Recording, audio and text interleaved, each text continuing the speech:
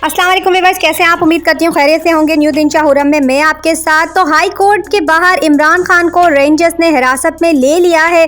इमरान खान को गिरफ्तार करके बख्तरबंद गाड़ी में लेकर गए और आधे ही रास्ते में इमरान खान को बख्तरबंद गाड़ी से उतारकर एक खुफिया सफ़ेद रंग की गाड़ी में डाला गया। सारे रास्ते इमरान खान पर किया गया तशद्दुद और उनके मुंह पर काला कपड़ा डाल के इमरान खान रास्ता ना देख सकें और रेंजर्स के ज़ोरदार नारे। इमरान खान को गिरफ्तार कर लिया गया। आगे आप बताएं कि आपको इमरान खान की जो भी वीडियो देखनी है तो प्लीज़ मेरे चैनल को सब्सक्राइब कीजिए, लाइक कीजिए, बेल आइकन को ज़रूर दबाइएगा। इमरान खान से रिलेटिव जो भी वीडियो होंगी हम आपके साथ शेयर करेंगे। अल्लाह हाफिज़।